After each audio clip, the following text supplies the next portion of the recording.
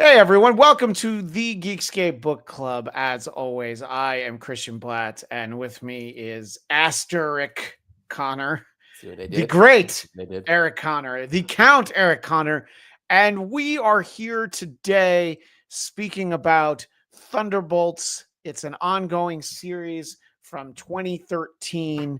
We are talking about the first 12 issues because I did not realize, Eric, when I picked it, that the omnibus had, I think, 32 issues and an annual.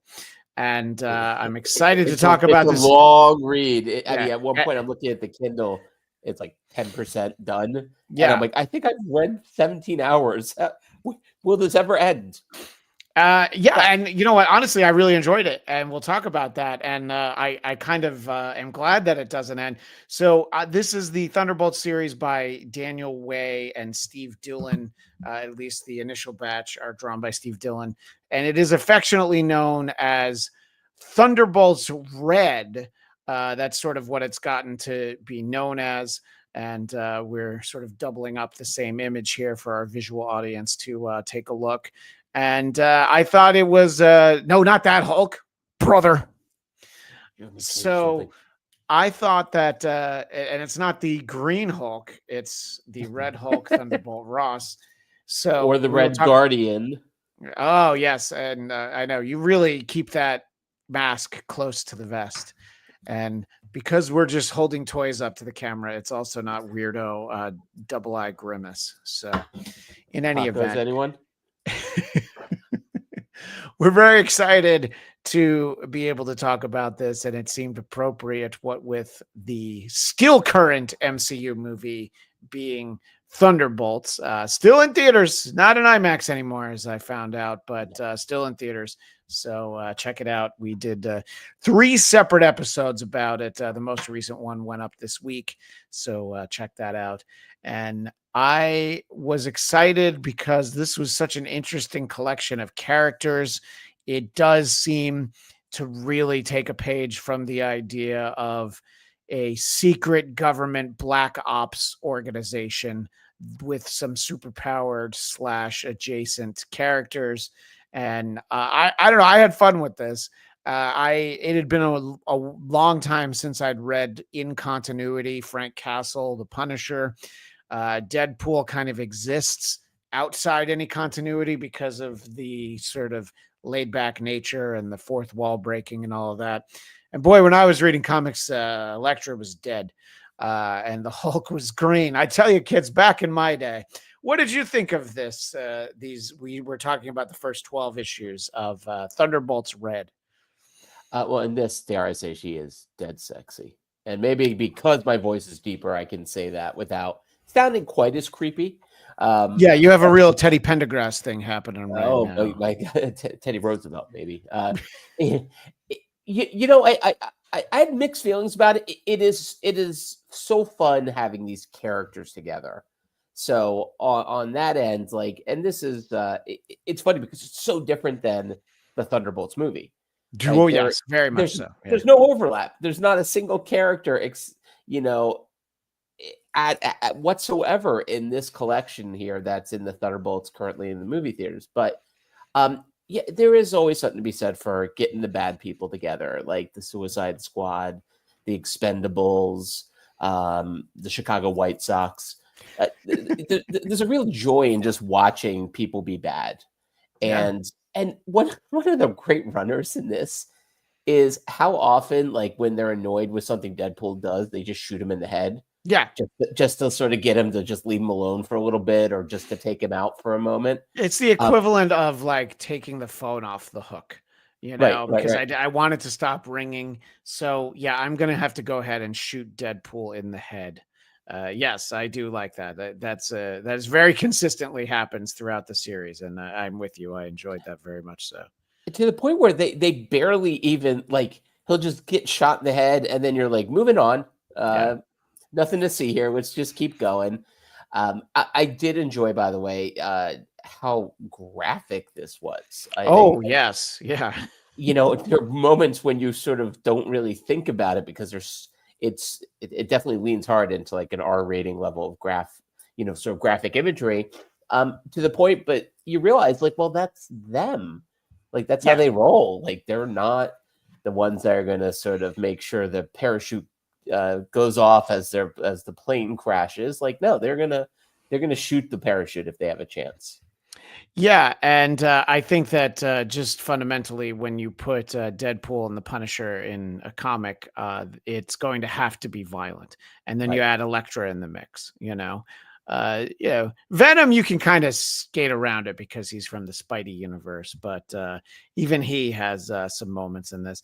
And look, it's a very fun dynamic that I think we get for all of the friends in here, and just sort of starts off just very violently, and with Thunderbolt Ross as the Red Hulk, just sort of being the Nick Fury, the slash Valentina, putting the team together.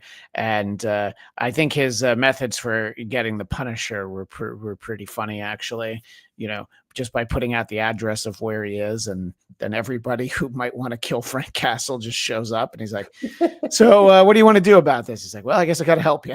Right.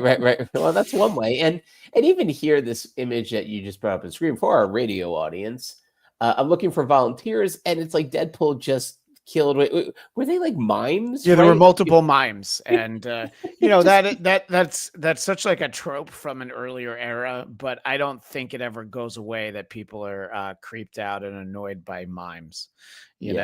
I think that mimes being gunned down, it's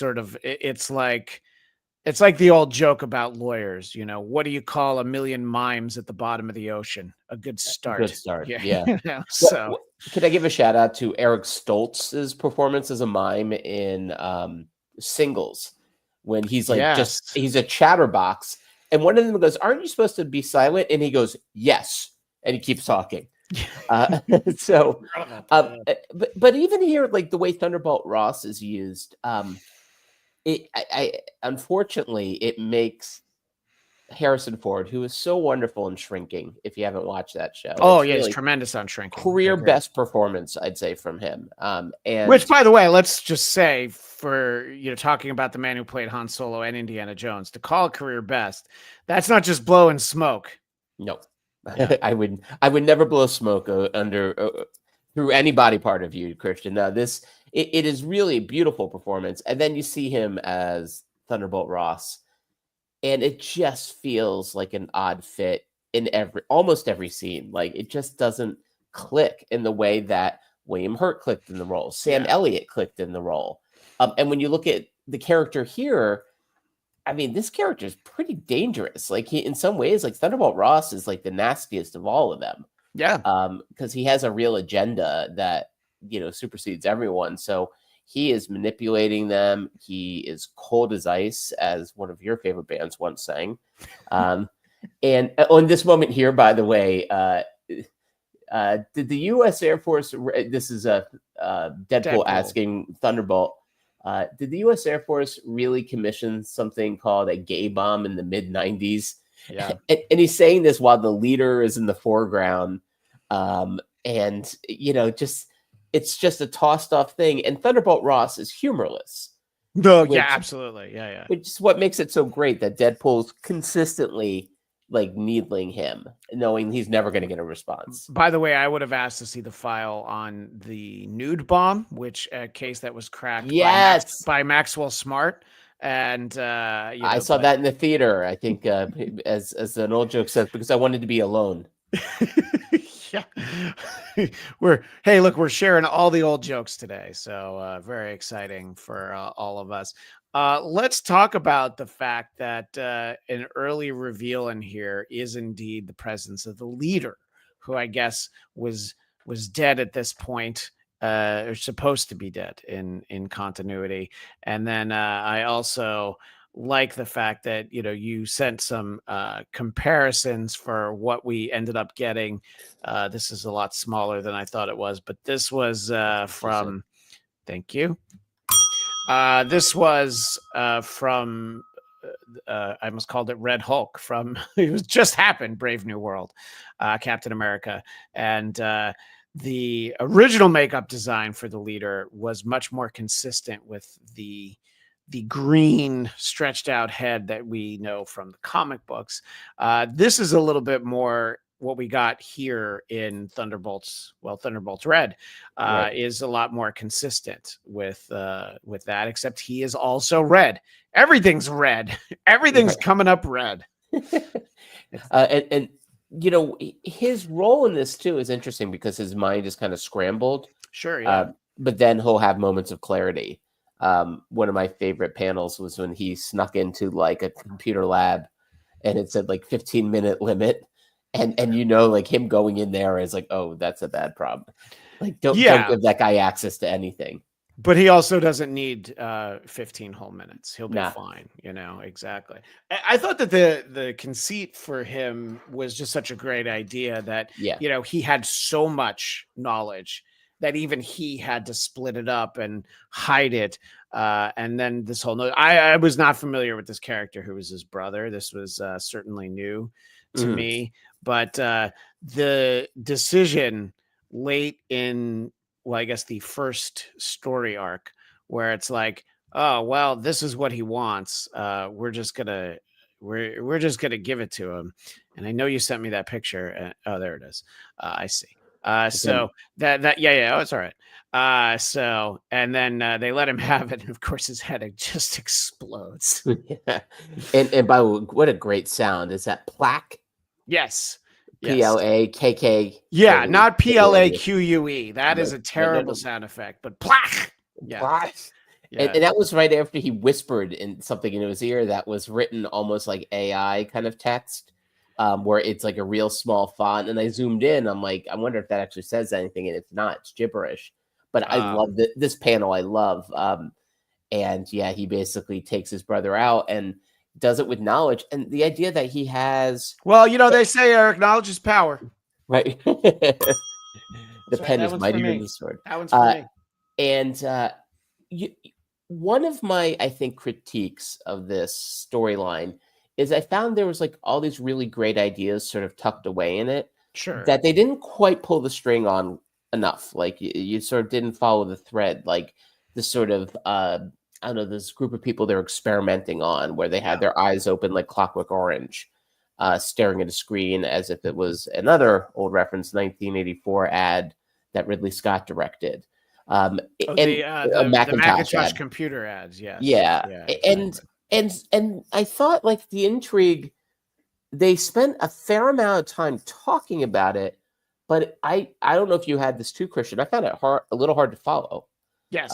As I read it, like it didn't feel like I don't know, a gathering story. I don't remember which issue it was, but I read these as individual issues online.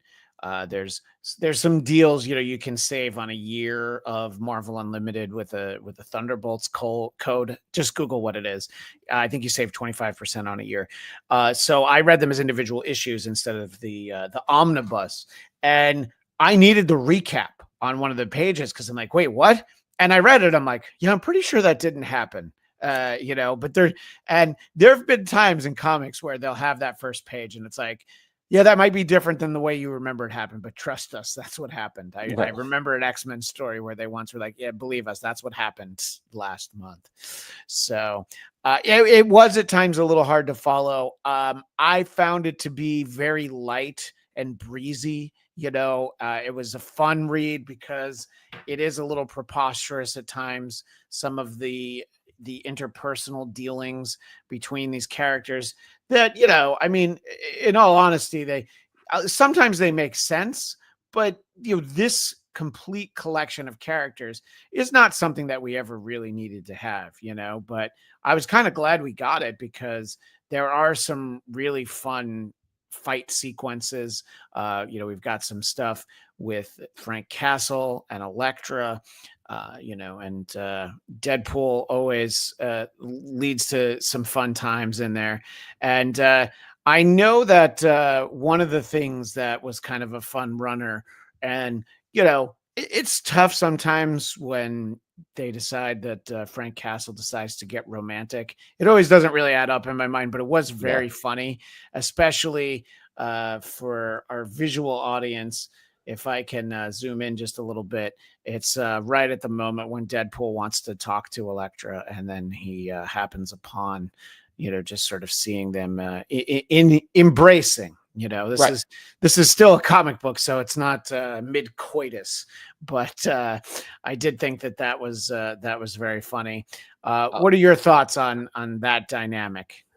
Well, I wish they went further with it. Well, you wish they went all the way? I think they did. No. Well, one, yes, I would love to have seen the panel after this, and then the panel before the next one we see, which is her putting her clothes back on. So Yeah, I that's feel true. like if ever a moment needed a recap, it was that moment. And Right. Yeah. I also, in this image where he catches them embracing, Yes. there's also a dead body in the foreground. Yeah. Well, His throat is slit. that's what we call romance. Yeah. Setting the mood. All right, it's foreplay. I know Right. it is. It's very funny, actually. Yeah. Most of my wedding photos looks just like this. Except you're the one hiding in the bushes. Yeah. Right. And the original Eric Conner is the dead body in the foreground. Right. Not me. And I wish they went further with the love triangle, because that is something and they touch upon it a little bit. And there's kind of hints and, oh, he knows.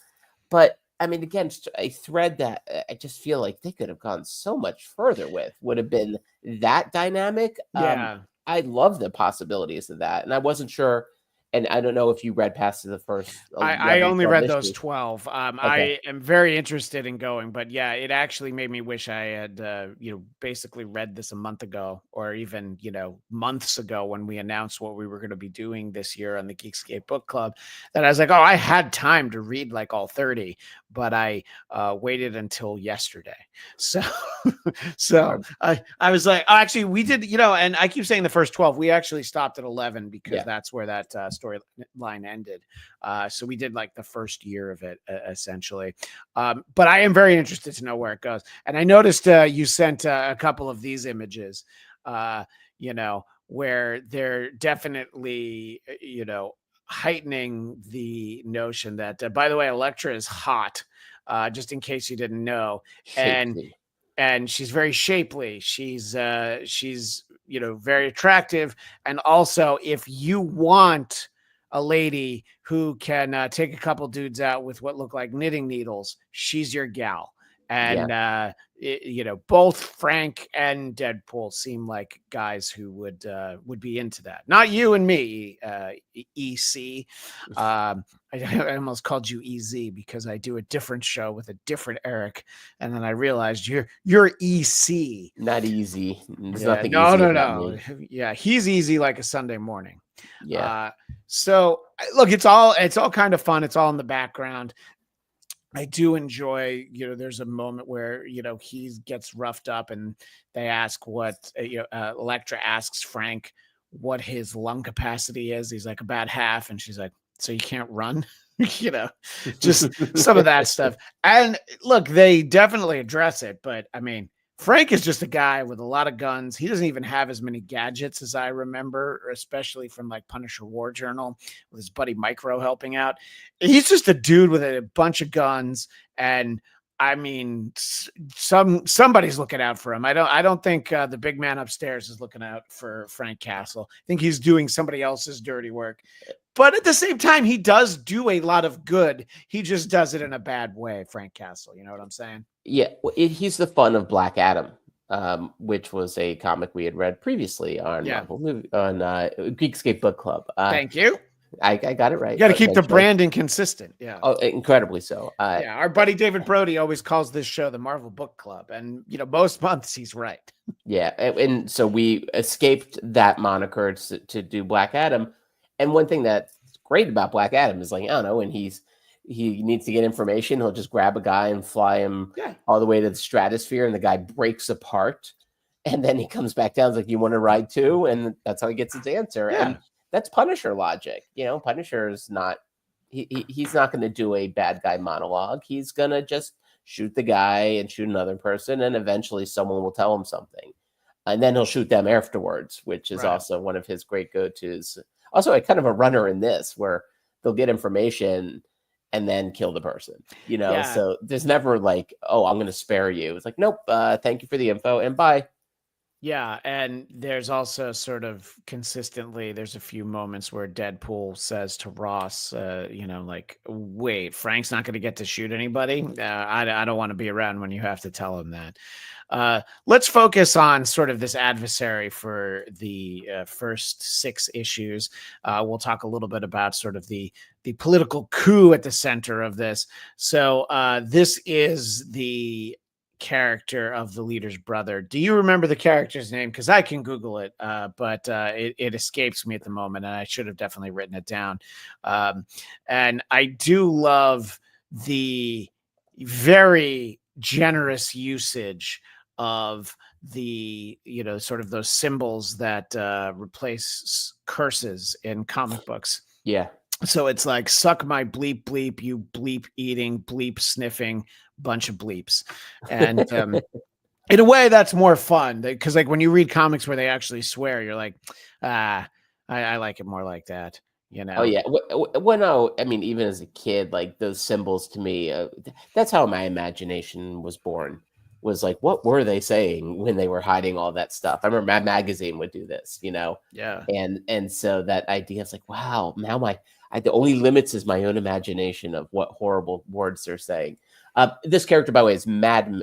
Madman. Yeah, Philip Stearns is his name, and I just look, I don't want to spend too much time on the soapbox, but when I looked it up, the AI overview says that the leader does not have a brother, and I'm like, no, I literally, and it's like, oh, other characters, like Thor has a brother. I'm like, you know what, Grok, you're not helping him. You're hurting him. All right. And I was just like, no, I know he does. Thanks for nothing, AI. And thank you for remembering his name. Thanks, Elon. Yeah. You remember his name. Well, it's Google. It's definitely not Elon, but Grok is. Thank you for remembering his name is Madman. I think I don't remember it because it's a great name for a TV show, but it's not a great name for fantastic show. It seems like that name you come up with like 3 a.m. You're just trying to go home, and all right, well, I guess it's just Madman then. Let's just move on. Yeah, exactly. And his powers are a little bit unspecific. Big guy. He had that metal thing which around his neck, which was supposed to like keep him in check, you think. And I did love the visual that later on Deadpool's wearing it, yeah, like a Shakespearean collar. Yeah. And then you realize that actually doesn't hold him back. But once leader whispers into his sweet nothings into his ears and his brain goes pow, that's what brings him down. Again, something that could have had a lot of potential. I did a little bit of a dive on the relationship between these brothers. Yeah. Not a great relationship. I think you get along much better with your own brother, Christian, than these guys do. Well, you've never seen us in a room together, so that is true. I respect that opinion. you wear his collar as I have, which is really weird because he's a priest. And anybody who knows my brother knows that that's very funny that I said that right now. So I again, it was a story that I liked. The idea of the Mad Men name is kind of strange, but I don't know, leader's brother is kind of a good idea. And then, but then just when they kind of get back together, that's when he whispers in his ear the AI gibberish, and then the guy's head explodes, and that was that. So I was like, okay, well, all right, it was fun while it lasted, I suppose. It was a great death, but not much of a life, is how I'd put it.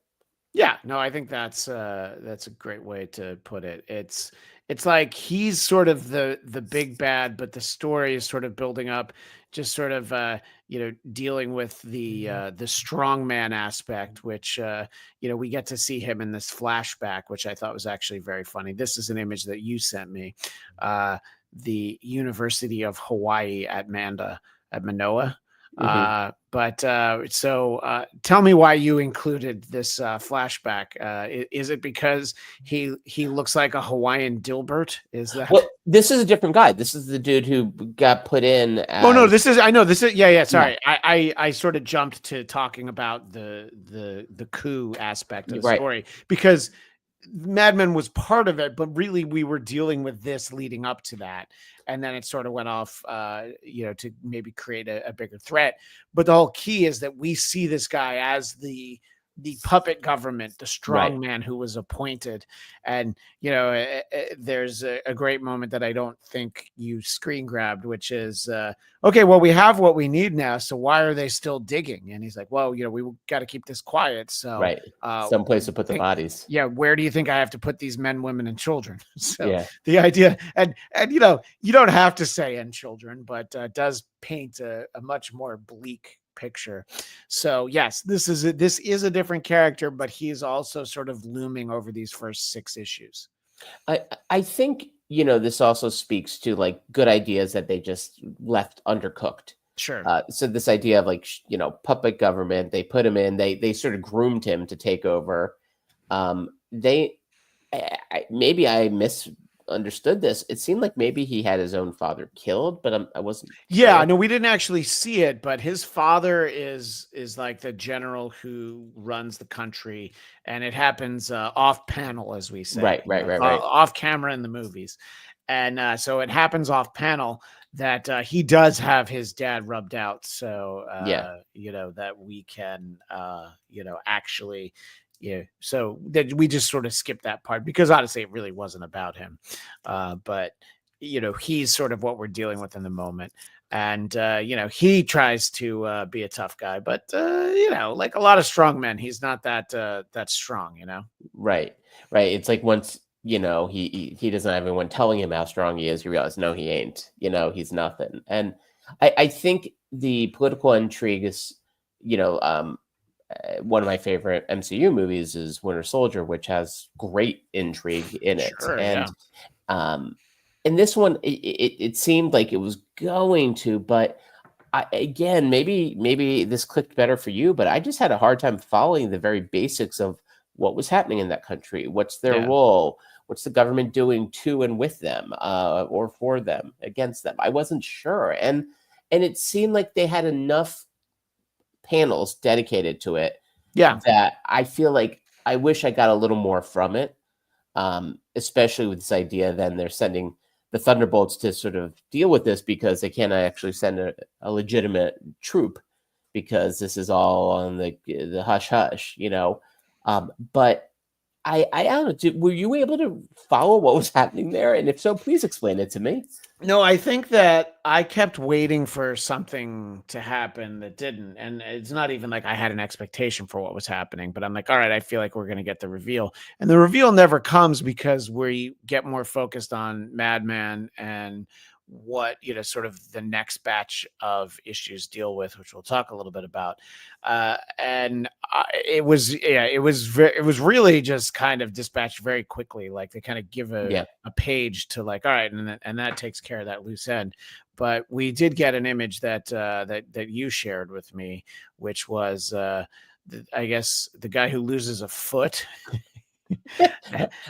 I'm a big fan of slightly off-panel chaos that bleeds into a panel. So the idea is just this guy's foot's flying towards the camera, so to speak. Yeah. And just the idea of there's so much violence and mayhem, we don't even need to see it all. We just know, give us a little hint of it. The severed leg tells us all we need to know. And this was another one that you sent. So this is a very wordy, action-packed moment. So talk a little bit about what we're seeing for our audience gathered for the fireside chat by the radio with their families, since you are FDR, and talk a little bit about what's happening here and why you wanted to make sure to highlight it. My wife and I often will joke about theme the drinking game, which is anytime you're watching a movie or a show and someone clearly says a line of dialogue that is theme, you do a shot. So this, she's currently in England right now as recording this, but this to me is such a theme drink moment where we've always had the power to change the world. We have changed the world many times over, but we've never chosen to change it for the better. And it's like, okay, well, that's a lovely theme to explore, but then it doesn't really explore it. It feels like, again, this is kind of like a bucket of themes and ideas kind of floating around in Thunderbolts Red that just they don't really kind of go further with. And in some ways, like, I don't feel like you read Thunderbolts for theme. You're not necessarily, you don't go to the Suicide Squad for deep connections, but it's supposed to be a bit of a lark, and this is. But I think it's just like it felt a little unbalanced in that they dedicated enough time to it that I kind of wish they went further with this, because I do find these ideas interesting. And one runner I liked that I don't think I grabbed a panel of was the two dudes who are kind of running this operation, and it kind of reminded me of Charlie Wilson's War, which is like two guys basically in charge of the whole Afghanistan mission, Right. and it's just, oh yeah, me and another guy, and it had that feeling at times, which I find fascinating, but they didn't really give us enough to really put together all the pieces. Yeah, no, definitely. I think that it is interesting, and yes, comics fall into the same trap as any narrative. Sometimes it gets, borderline preachy / over explaining and making points that are like, all right, I guess you're trying to get in here. It reminds me of one of my favorite Mystery Science Theater 3000 episodes was a film called It Conquered the World, and Peter Graves of one Mission Impossible, but two biography on A&E themes, fame. He's just giving this really long speech that it's at the end of this movie about, the world not getting conquered, spoiler. And it's so heavy handed. And I always think of that. Well, we learned today that man is a feeling creature. I just remember that part. And the idea that it's just some writers like, well, we're going to use this.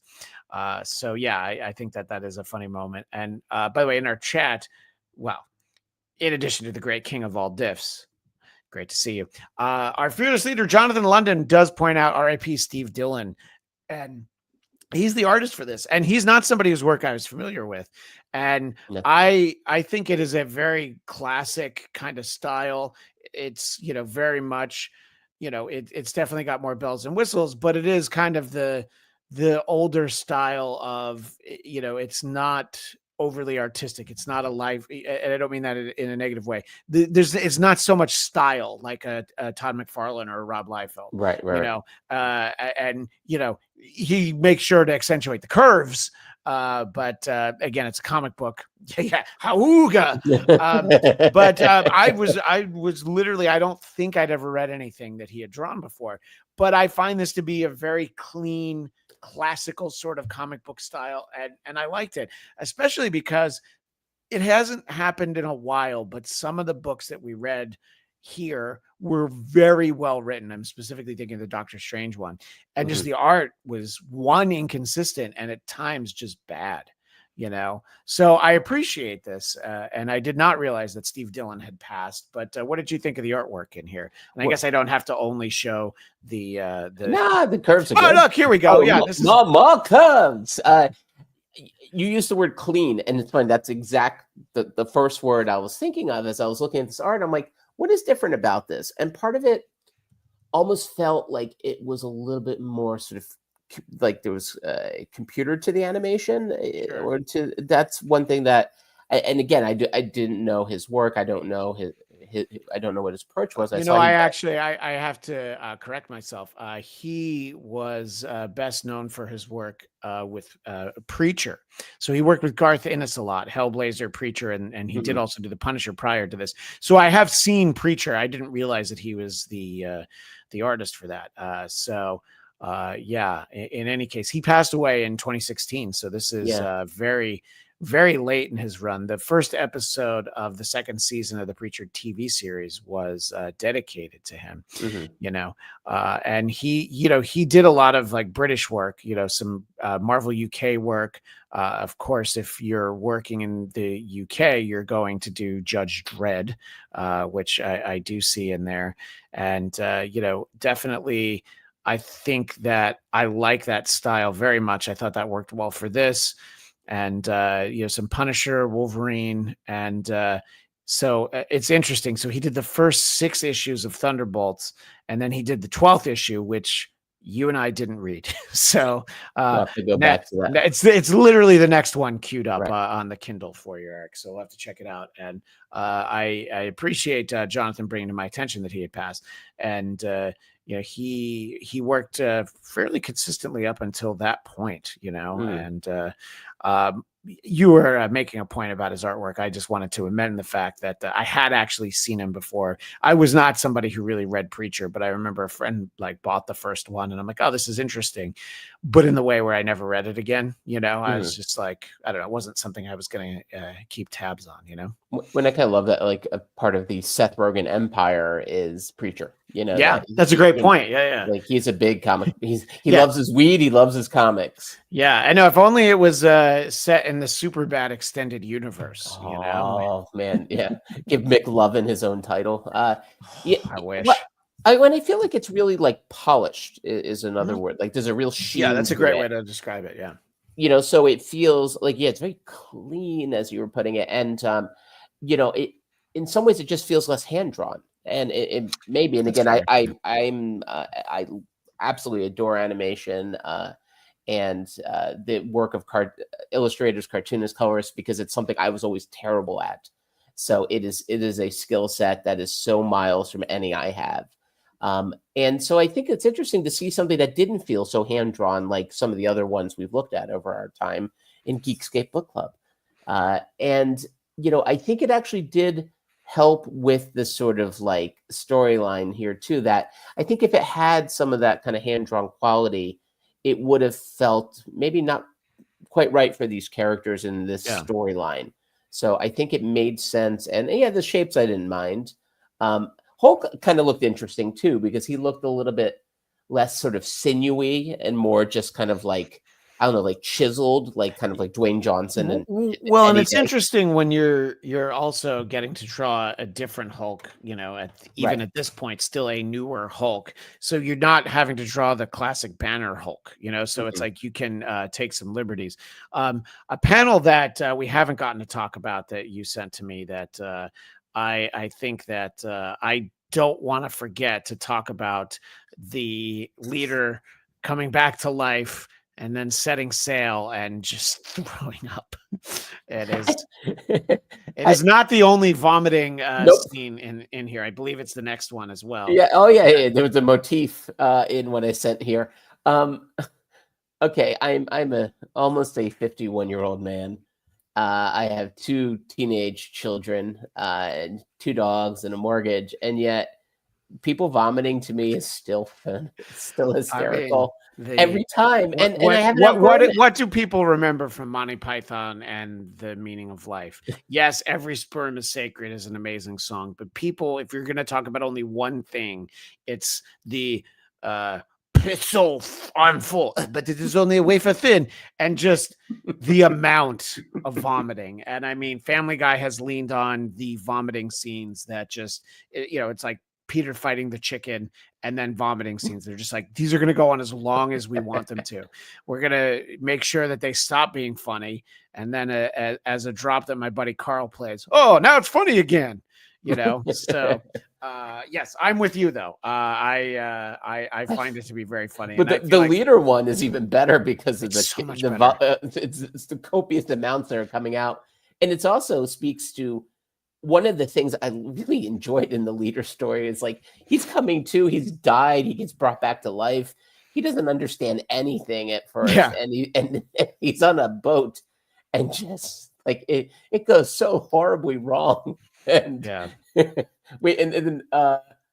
the sound effect WWHURRRK is only makes it better. And the fact that Hulk doesn't even turn his head. No, he's like, I've seen puking before. Yeah, Yeah, I know. been there, At done that. first I thought they were trying to spell Kent Herbeck's name. So let's talk about sort of the second batch. It's sort of dealing with. I'm not gonna lie, I didn't know Elektra had a brother. So the fact that she has supposed to have been. She is supposed to have been dead a number of times. Yeah. There's also a period where I think that they believe Matt Murdock is dead, so she becomes Daredevil for a while. I've never read that. That's within the last probably like 5 years that happened. So these are things that we might explore given the opportunity, especially if Elektra were to return in Daredevil Born Again season 2 or 3. Yeah. So, what did you think sort of about that? It's like the about face. It continues, and I think when you're using this collection of characters, you do have to have their stories kind of run continuous, because I'm sure Venom showed up in something else, and maybe the Punisher didn't have a monthly ongoing title during this. He probably did, but these characters are expected in other places. So Right. a lot of times, okay, so now these 6 issues of the Avengers wrap up, and then next this is where these 8 issues of Captain America and these 9 issues of Iron Man would have happened. Let's put it this way, Eric. I'm glad that I didn't have to do continuity in those days. I know it would have, especially here too. It does feel like we jump into stories really late in the party, Yeah. without much explanation. Like the stuff with the brother, yeah, I was totally, Yeah. I was confused and baffled. And then I was like, so what? So who's your brother? And then he just randomly kicks some guy in the head and breaks his neck. I think at least I think he did. No, I believe that is exactly what happened. And let's be honest, we do live in a world where sometimes people do need to be kicked in the neck. Because I mean, he answered the phone, I guess was the transgression that he was responsible for. And it's like a Jean-Claude Van Damme kind of kick. This is like a notch down from Time Cop jumping up on the counter and doing the splits. This is close to that. It's more that one where it was a sudden impact, or sudden, right, where it was him fighting the Pittsburgh Penguin mascot, I believe it was. Yes, I believe it was. So yeah, and look, I think that the first batch of story, the first 6 issues, it does also kind of lend itself to like, yeah, there's a lot of stuff happening, and I'm not saying there's not a story, but I feel like if this were a monthly comic that was new and current, I wouldn't keep coming back to like, well, I got to see what happens with that country where this guy's the strong man and he had his dad killed. No, I was like, I do hope that Deadpool tries to flirt with Elektra some more, and that sort of a thing. So this is a very character driven series, at least thus far, and I'm fine with that, because there have definitely been things that I've read. There have been movies I've watched and shows where it's like, it's so plot heavy. I kind of want to get to know these people a little bit more, Mm-hmm. Yeah, the characters that sort of enter the fray, I think that's one of the issues. It's kind of like they give us a bit of them, enough so that we're like, okay, obviously I got to read and see what's going on with them, but then not so much that I could really emotionally follow their journey. The way the Thunderbolts team, like you kind of got what was going on with them. I thought maybe Venom got a little bit of the short end of the stick. Yeah, that was actually one of the points I wanted to make, is that Venom, he gets to do stuff, but like if you told me that this Venom wasn't Eddie Brock, I would believe you. I actually don't know if this is Eddie Brock. I think it's Flash. Yeah, right. Yeah. Exactly. And it is a different Venom because, he's got sort of the different presentation for it. And I read Amazing Spider-Man 800 and Flash showed up in that. But, at first I just look, it's Venom. I assume it's Eddie. And then I'm like, well, that's not really what Eddie looks like. Right. And that's kind of the problem, is that you have these sort of different styles. Also, Flash Thompson when we first meet him, looks like he would be, a background character at Riverdale High and Archie comics, because he always had the Letterman jacket on. He had Right. curly red hair. He really, honestly, he looks like he'd be Jughead or Moose's arch enemy, not Peter Parker's. So yeah, I did like his dream sequence of him as like a flashback, a dream, a nightmare to him playing football, and Spider-Man is in the Spider-Man costume with a football uniform over it. Yeah. And I'm like, all right, I want more of that game. I want to see how that played out. Can we get that? So look, I think that it's again, and I wish I had the time, that we both had the time to have read all of this, but it is so much, and I sort of want to get to future issues, because there's this image that I found that there is a different some iteration of Tony Stark armor, and Deadpool and a top hat and tails, and so there's like stuff that's to come that I'm like, yeah, I kind of want to know. This is the leader dressed as an Iron Man, so I feel like we're probably not that far off from this. Well, I actually bought the digital copy of the Omnibus off Amazon, so I guess this might be my read as I fly to Prague tonight. Well, there you go, and you can do a sequel to this episode by yourself. Yeah, in Czechoslovakia. Yeah, sorry, Czech Republic. Unless I go back in time. Yeah. Wow. Next thing you're going to say, you're going to Upper Volta. I mean, come on now. I remember when it was called the Gulf of Mexico.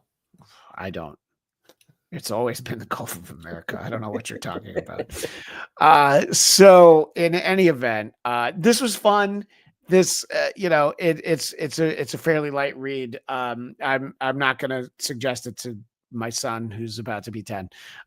This isn't like the great entry point, but 14, 15, sure, go ahead, read Thunderbolts Red.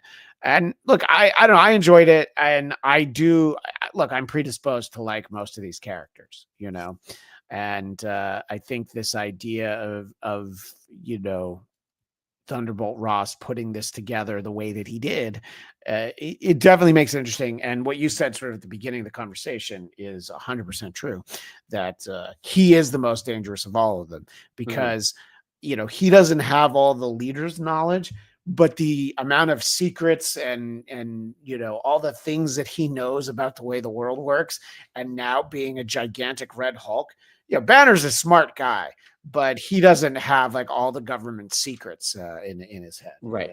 And the idea that there's a great moment that actually kind of happens off panel when they're all like, basically, well, we need to do a mutiny, and then it cuts to Thunderbolts knocked them all out. What? I should have grabbed that, because the mutiny is like, yeah, we'll and then he's not even mad about it. He's like, yeah, of course you guys tried to do this. All right, can we get back to work now? Right, and he turns back to human while talking to them. Like, he's basically like, all right, well, nice try, guys. Sorry. Yeah, I don't even need to be the Red Hulk to take out you losers.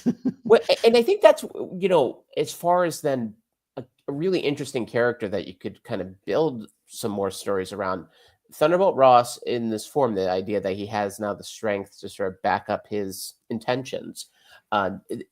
It's I think a storyline I've alluded to before with you is the great brain robbery from Justice League Unlimited, when Lex Luthor and Flash switched. And it's awesome, because then Lex Luthor now is in the Flash's body, and he can cause so much chaos because he now doesn't have the limits of his own physical, his own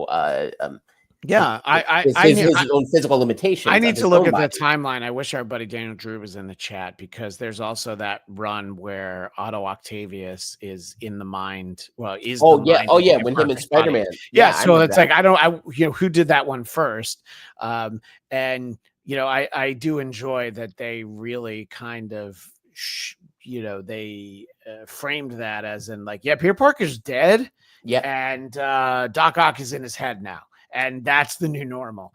And long enough for people to be outraged and be like, eventually. It was a while though before. But that was a good. I actually read that series. Okay. I don't remember how I wound up coming across it, but like, what was interesting is it's sort of like in the absence of a Spider-Man, he became the Spider-Man. Like, Yeah. And I kind of like the again theme. That's an interesting one. Like, if no one's watching us, it's on us to do the right things. And so, Well, no one is reluctantly, watching us, but I know what you're saying. yeah. What if God was one of us, Christian? Just a slob like one of us, just a Yeah. stranger on the bus trying to make his way home. I was worried we would never quote that song together, and yet here we are. Yeah, we need to do a deep dive on Joan Osborne at some point, and we'll make sure that we talk. Yeah, we'll talk about all of her hits, her All many, of her many, hits. many hits. Yeah, I bet she's been on. Our buddy Matt Kelly does a show called One Hit Thunder. Yeah. And they have to have done Joan Osborne. I'm And gonna if be. not, If we're not, making that happen. we're gonna say. But I mean, they've done so many episodes. I cannot imagine that they haven't done her. Because Mhm. it's in the sweet spot of '90s music. Matt Kelly doesn't intentionally remind me all the time, but he, with his words and actions, reminds me that he's much younger than I am. So like the 90s is in his sweet spot. So I am sure that he definitely at some point covered Joan Osborne, and I'm Googling it. But I don't know if this is shocking. I wish I should text him right now, in all honesty. But We'll maybe do it live. Let's call him right now. We're gonna wait. You all are gonna wait. Yeah. And we're gonna find out. I'm gonna text him. So in any case, any final thoughts on Joan Osborne? Plenty. Yeah. But Okay. On Thunderbolts Red, though. It's funny. Like I was trying to do Marvel Unlimited, and then the omnibus wasn't there, so I just gave up. I'm like, fine, I'll just. All the issues were there. What are you doing? No, well, that was I realized that later. Yeah. The issues were there. So Yeah. I was like, son of a bitch. I've done this many times Yeah. where I'm like, oh, okay. And by the way, some trade paperbacks are there as the collection. That Daredevil one that we did was, but anyway, so go ahead. I'm sorry. Yeah, no, and I had a Marvel Unlimited subscription way too long, so I was kind of once bitten, twice shy. That's fair. I believe Joan Osborne sang that song as well. No, that's actually, the version that my generation knows is by Great White. Yeah. The safest band in rock. But so sorry, too soon. And I think what we have with Thunderbolts is it's kind of a mixed bag of storytelling. Like I think it's such a fun band to listen to. It's cool seeing them together. I love the use of red. The idea that they all have it in their costume. In fact, one of them, I think, was the Punisher changes his just so he could fit in.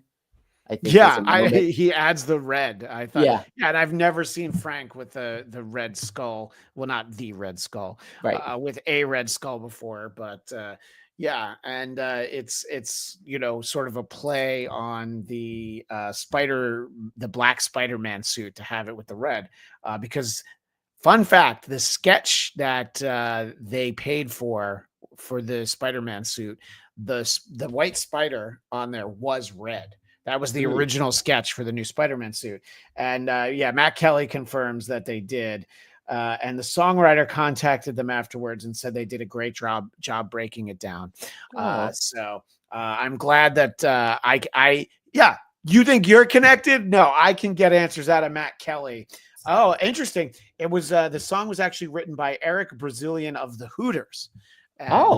Yeah, so I believe I think that is a band with Delaware roots, in fact. Oh, all right. Now I win this round. Now we got to hear about Delaware. 302, baby. Yeah.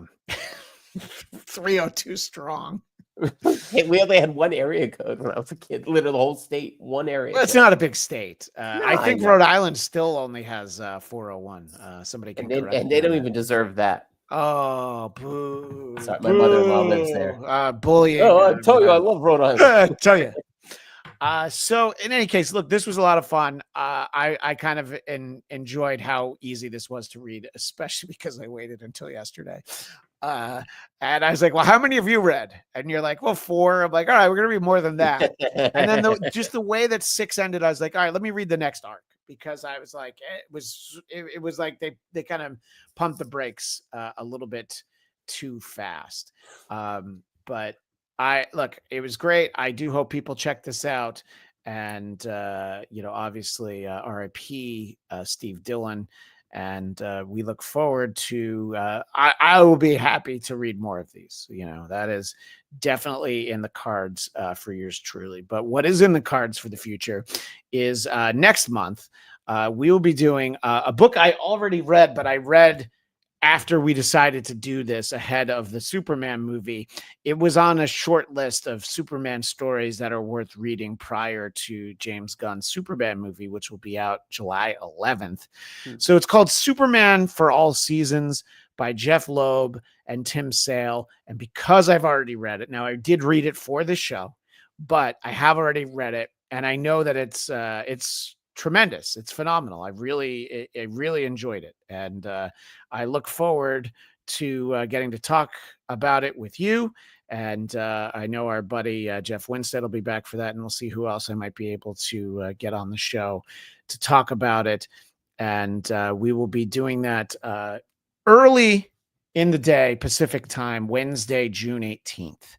And the week after that, we'll be back with weekly Marvel movie talk episodes covering Ironheart, which premieres on the 24th.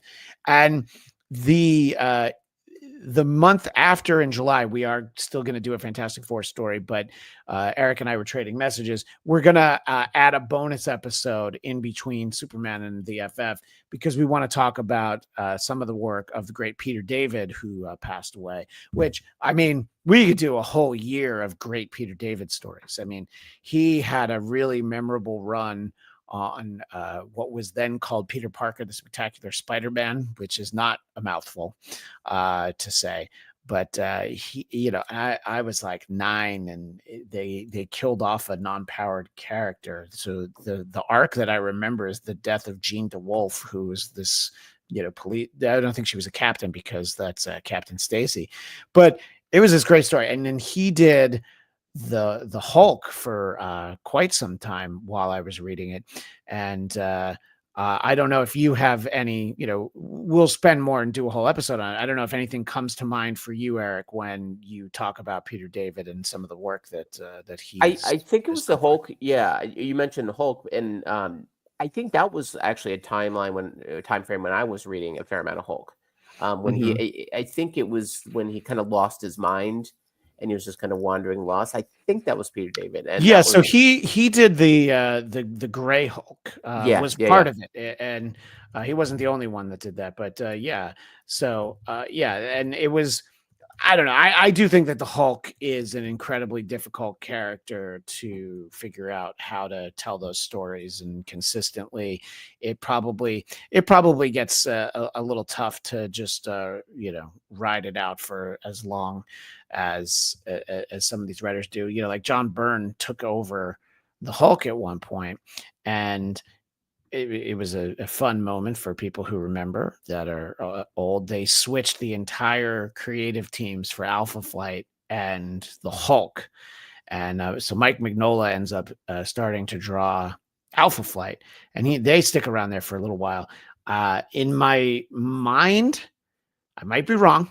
I'm the first to admit that you may be right, I may be crazy, but it just may be a lunatic you're looking for. Yes. And he was there for maybe like 6 months. It was not a particularly long run. And last year I talked to the great Al Milgrom, who kind of took over after that time. So there's obviously a lot of great stuff that we can talk about. I'm not even sure what to focus on, because he also he did some Star Trek comics and Star Trek novels. There's no shortage of stuff that we would be able to talk about when it comes to Peter David. And honestly, I think for me too, even when you and I were connecting about it, I was like, well, it's a name I knew, and then I realized, like, I was sort of diving a little bit into what was his work, but just the sheer response from so many people in our sort of collective group, that like how meaningful his work was to so many people. I'm like, okay, well, that's an excuse for me to go revisit. I'll crack open my old comic books I still have here in this house and see what I find of his, because I'm sure I have plenty. Yeah, and he was writing the Incredible Hulk when Todd McFarlane was doing the artwork for it. So this iconic Incredible Hulk 340, where Wolverine's got his claws out and you see the reflection of the Gray Hulk, that is a Peter David story, and Todd McFarlane did that. The art for a while, and there's actually some very memorable imagery of the Gray Hulk, sort of being so big that he can't, the cover can't contain him. He's like squeezing out the title of the book at the top, the logo. It's like my driver's license with my very large head. Very similar strain. Yes, right, exactly. Very large head. So we will do that as a bonus show in June or possibly early July. We have to pick the right thing, and that's sort of when we announced all of the episodes of Geekscape Book Club. I was always prepared to sneak in another one, and I was tempted to do a Daredevil Muse story, but we still have the fall to get through. We're announced through August, I believe. So we're getting pretty close to the point where I need to pick some more books, but I don't want to wait that long to talk about Peter David. So we will do that in the future. We'll have at least one episode of Marvel Movie Talk, sort of an evergreen episode. I had a topic that I wanted to do, but Jonathan wants to do it on the main Geekscape podcast, which I will be a part of. So we'll come up with something. I want to visit with some of our friends, old and new. And again, I believe that we'll be covering Ironheart on Wednesdays. So starting June 25th and thereon throughout the run of that, and on through to Fantastic Four, which we'll be getting during that time. So, well, thank you, Eric, for a fun conversation on what was a really fun read. And let everybody know where they can find you apart from the Czech Republic.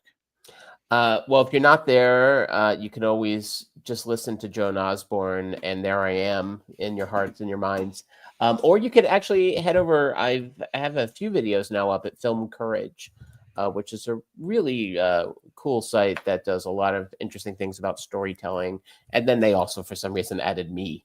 So I'm in a few of those, and of course, what one this week hasn't happened in a while. So I guess, but nothing's been winning the week. That's the problem, right? Yeah, we've had only losses, no wins. But obviously, you can find me at Count Eric Conner, ERICCONNER, over at Insta and the artist formerly known as X. And no, it's the artist formerly known as Twitter. No, in my mind and hearts, it's still Twitter. I refuse to believe it's X. Except that's very confusing. I never can find it on my phone anymore because of that. But yeah, Christian, thank you for this. It was Thunderbolts Red. It definitely gave me the gore and the vomit I look for in my daily diet. Yeah, I think that when we had the production meeting about this show, we were just like, we really have not been featuring anywhere near enough vomit. And I was like, you know what? I hear you. You're making some real sense. Eric, let's figure out what we can do about that. And give the people what they want. I think we successfully did give the people what they wanted, right? Don't you? Always, yeah. Every day. Well, I appreciate everybody tuning in, and we've sort of mentioned some of the stuff coming up here on Geekscape. I was part of a panel conversation about the 25th anniversary of Clerks, the animated series, the 2 episodes that aired on ABC, and Matt Kelly was on there. We did not talk about Joan Osborne, but that's because we recorded it over the weekend. So I want everybody to check out all that stuff. Obviously, subscribe here at Geekscape. This is the place to be. I think that's what everybody's really saying, And you can find me on social media at Christian DMZ, my personal podcast, the Blattcast, BLADTCAST. And I had this thought a little while ago as we were talking on the show. And in my mind, there's only one way that we can really end this episode. Fire, loss, disillusionment.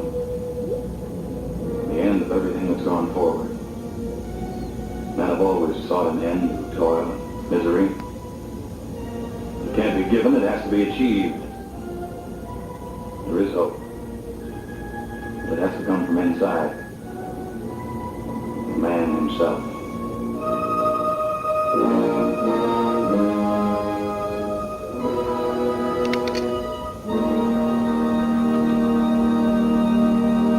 Push the button, Frank. You learned almost too late that man is a feeling creature. And because of it, the greatest in the universe. He learned too late for himself that men have to find their own way to make their own mistakes. There can't be any gift of perfection from outside ourselves. And when men seek such perfection, they find only death, fire, loss, disillusionment. God, I hope we don't get struck. The end of everything that's gone forward. It's worth it if we do. Men This have is the way to always go sought out. an People will end, get the toil, audio version. misery. It can't be given, it has to be achieved. There is hope. But it has to come from inside. From man himself.